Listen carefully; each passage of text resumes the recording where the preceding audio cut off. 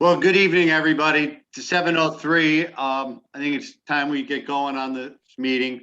Uh, just a couple bits of housekeeping. If everybody could mute themselves, uh, that way the bandwidth up here in the mountains works a little better for me and Steve.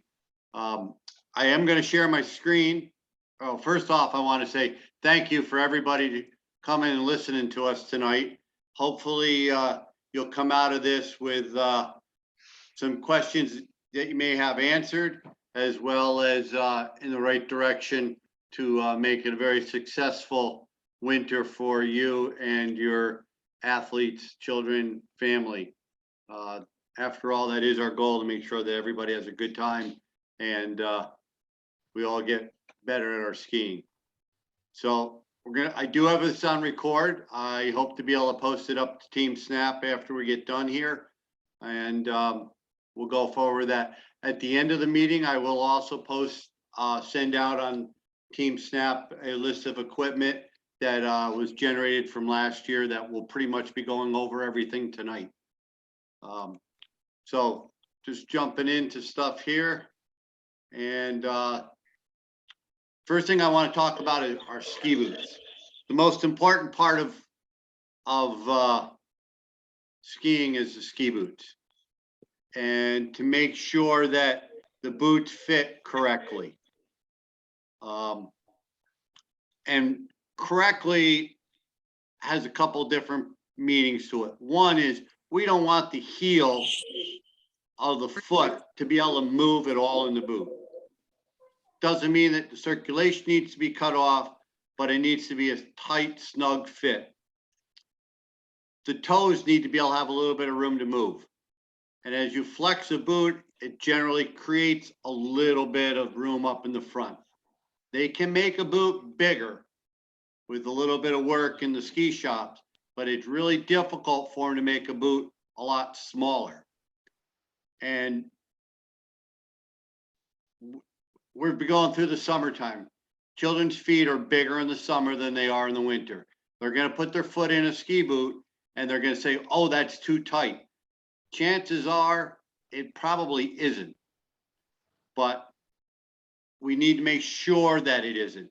And that's by pulling the liner out and putting the foot in the ski boot, toes to the front of the toe box. And if you can put 1 to 2 fingers behind their heel, that's the right size. If you put 3 back there, their foot is just going to keep moving around and they're not going to be able to get the performance that we're looking for. Their foot's going to move, and when they move their foot properly, their ski's not going to react, and it just snowballs from there. So ski boot fit is super, super important. The ski shops do it. You can look at that fit size yourself. You should get comfortable with removing the liners out of the ski boots. They should come out nightly so that the liner dries, so that the boot dries, so that the child has a warm foot the next day. Nothing worse than putting your foot in a wet ski boot and going out when it's 10 degrees outside and actually standing in an ice box. One of the ways you can make sure that their feet stay warm is don't let them go skiing with the socks that they came to the mountain in. When they go put down their ski boots, put on a pair of fresh socks. Dry their feet off, put on a pair of fresh socks. It makes a huge difference. Huge difference. We're going to be out on the hill for 5 hours again this year. I foresee us having the same program as last year. There'll be a snack time, but there won't be much time to really come in, take your boots off, run around. They're going to be in their boots. We need to make sure that they stay warm and that the boot fits properly. We prefer if we could get a 4-buckle boot, but I do understand that a lot of the smaller boots, it's not possible for them to put a 4-buckle boot in. Just the boot's too small. When they're putting on, when you're taking your child to go fit ski boots, have them try on multiple different boots. It's amazing the difference in the flex and how the boot feels when you're in a head boot or an atomic boot or a Lang boot or a Rosinol boot or a Fisher boot. They all feel a little different. They all have different molds they're made on. So it behooves you to let them try on as many different types of boots as possible.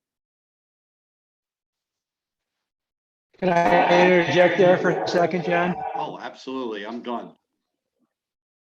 So, looking at the ski boot itself, different boots have different volume.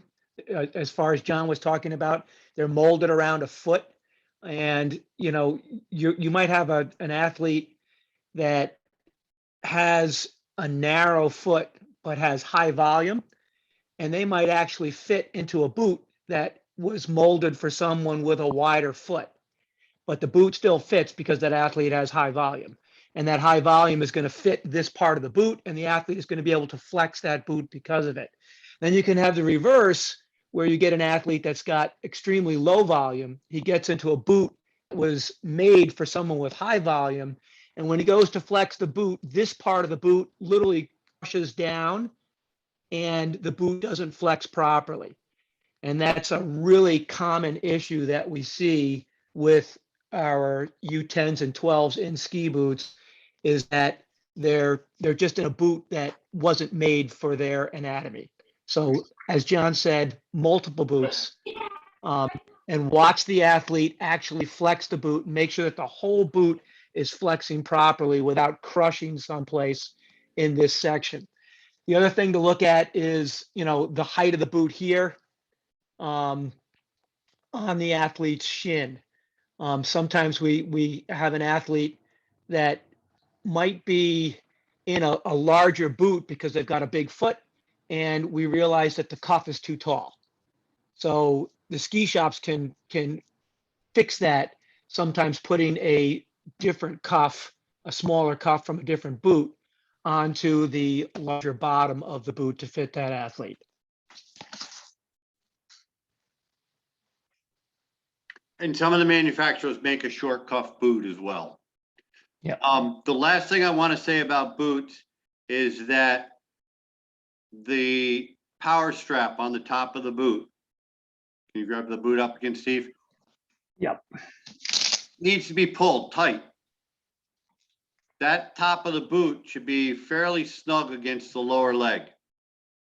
If they can move their leg and not move the boot, that strap's way too loose. So when they walk out of the lodge, just make sure that that's pulled fairly tight. Not to cut the circulation off, but we need them to be able to move the boot when they move their ankle and lower leg. Please. You're up. Are there any questions on boots? You want to open it up for questions first? Sure.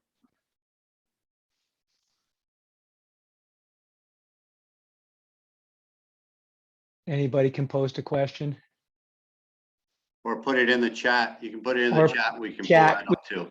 Yeah, we can come back to it if we don't have any questions right off the bat. All right, we moving on to skis? Yep. Okay, so a couple years ago, we got together, Beatty and myself, Jim Catt talked about it last year and talked about the idea of trying to keep this sport affordable for families that are jumping into ski racing. So typically that's going to be a U10 athlete, someone who's jumping in, but every once in a while we get a U12 that jumps in later because they stayed in the mountain adventure, etc. It's a good idea if you're jumping in as a first year U10 or a first timer U12 that doesn't have a lot of racing experience, to just have one pair of multi discipline skis, a ski that can make slalom turns and GS turns. Probably better off being more of a slalom ski than a GS ski or an all mountain ski. and the ski shops will help you pick that type of a ski. That one pair of skis, because it's going to be one pair, we're going to err on the larger size. So we're going to say that that ski should probably come in somewhere between the tip of the nose and the top of the head. Athletes that are second year U12s or first year U12s that we know have had a lot of success in the earlier ages will probably want to have 2 to 3 pairs of skis at this point. Their slalom skis should come in someplace between nose and the top of the eyes. And then their GS skis, depending on the manufacturer, are probably going to come in anywhere from 15 to 25 centimeters larger than the slalom ski. So I've got a pair of skis, new pair of skis back here that need to be mounted. And this is a slalom ski. And you can see that the slalom ski is coming right in at the right height, which is just about top of the nose, eye level to the forehead. That's a 165 slalom ski for me. A GS ski is in the same manufacturer is going to be a 187. So that's approximately 22 centimeters, obviously larger than the slalom ski. We would also like our athletes to, at that age, first year U12s that had success, second year U12s, to have a pair of fun skis, something that they can ski on and not be worried about damaging edges on their skis.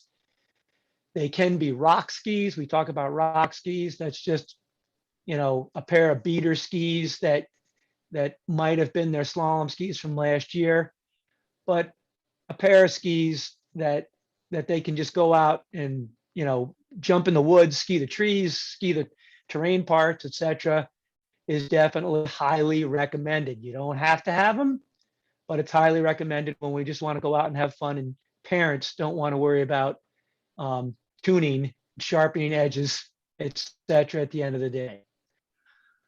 Going back to manufacturer, it doesn't matter what skis, as far as the company you pick for your athlete to ski on.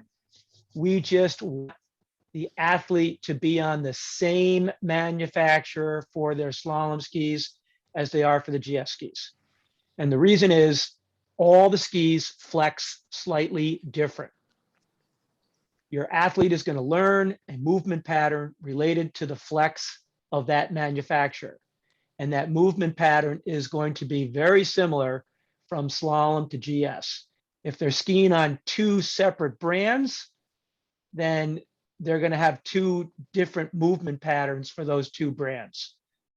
So when at all possible, if you have Rossi slalom skis, Rossi GS skis, Atomic slalom skis, Atomic GS skis, Dynastar slalom skis, Dynastar GS skis, it goes for Blizzards, doesn't matter, heads, whatever manufacturer it is, try the same set of skis.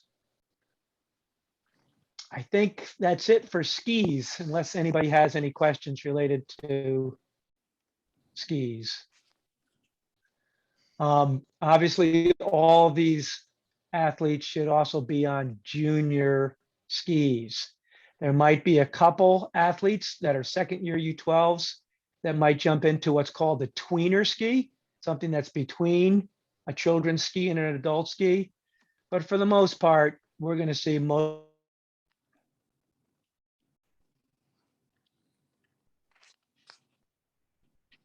Uh-oh.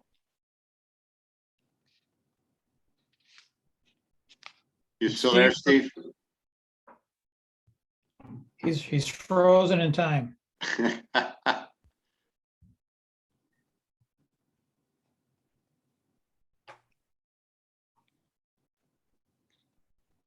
All right, so he left off on skis, right? Ski manufacturers. Yes.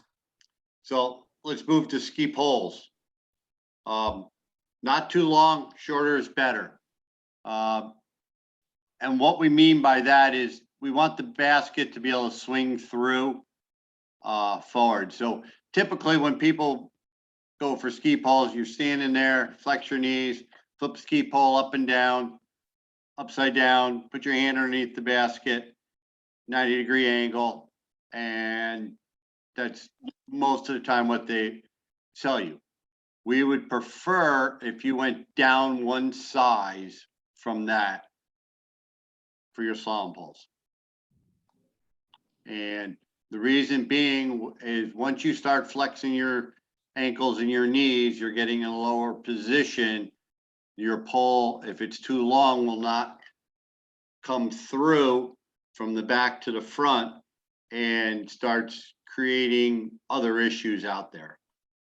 For the U12s, if they can get a longer pole for GS, that sure does assist with coming out of the start in a GS. The poles are not pole planted as much in the GS as they are in the slalom. Pole guards need to be removable, preferably on your slalom poles. Don't lose the screws, but pole guards for the U12s are definitely a desire. We will by the springtime, by March, the second year U12s will definitely be into a tall pole, and on Friday trainings we tend to have some tall poles popping in there every once in a while for the U12s. So we need to make sure they have pole guards. Shin guards for the U12s, yes. U10s not really needed. If you have a pair floating around, that's fine.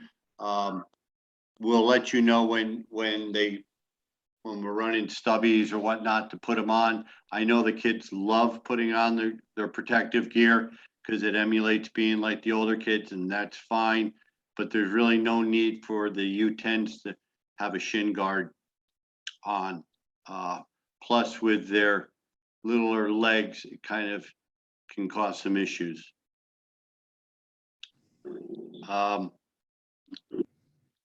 Mouth guard and chin guard. The mouth guards are like what they wear in sports, and the chin guards go on the helmet, screw on to the helmet. Chin guards need to be compatible with what their helmet is. And that chin guard needs to only be on when we're in training mode or race day. When they're out free skiing, there is no chin guard on a helmet. And I'm very serious about that. That chin guard is only on there to protect their face from the gates. And it doesn't do a whole lot of good when they face plant on a mogul. Not that they don't have a possibility of face planting going down to a training course or whatnot, but they're less likely to have that issue.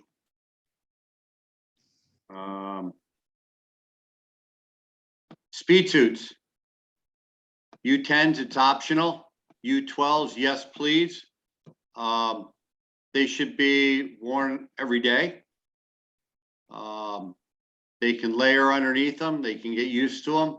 They're, as soon as the weather is cooperative, whether it's in December or whether it's in January, when it's cooperative, we will ask the children to take off a layer. If they have their speed suit on, it is a much better protection, and that's what ski racers do. They ski in their speed suits. They're a little tighter. They definitely go faster in a speed suit than in a down coat or down pants. So if you have speed suits, great. They should be wearing them. If they don't have them, I wouldn't sweat it out. And I mean that. You're going to spend more money as the child gets older. If you have the opportunity to get a speed suit at a very reasonable price, go for it. If not, don't worry about that so much. Helmets. Yes, they need to wear a helmet. They need hard ears on the helmet, not the soft ears It needs to be firm all the way down. And the helmet needs to be a snug fit. So when they spin their head, that helmet should move with it. Their head should not move inside of the helmet. That doesn't do anybody any good if the helmet is the wrong size. And if the helmet's had a couple of crashes, there's a chance that that's probably a done deal and you need to get a new helmet. Concussions happen. It's part of sport.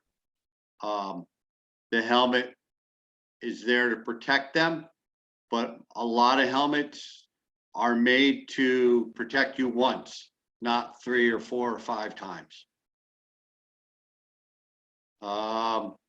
Goggles. Yes, they need goggles. They need goggles with multiple lenses.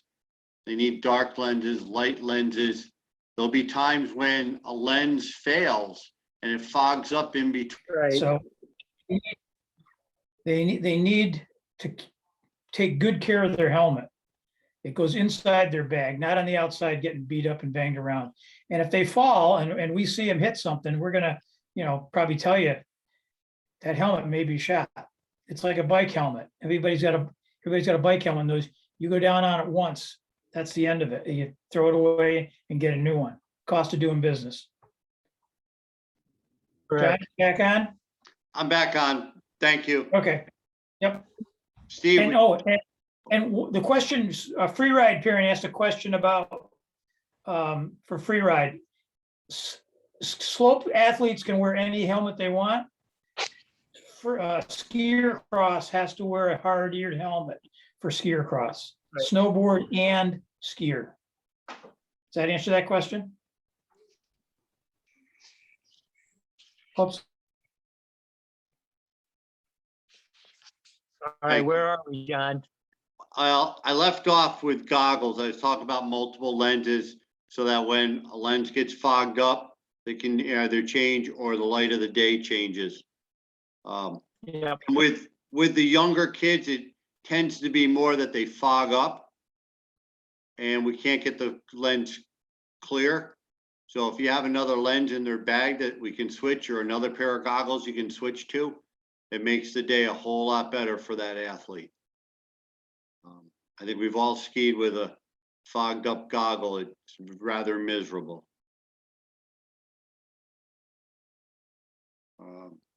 I did touch on ski poles, Steve, if you wanted to show what I was talking about with the one size down.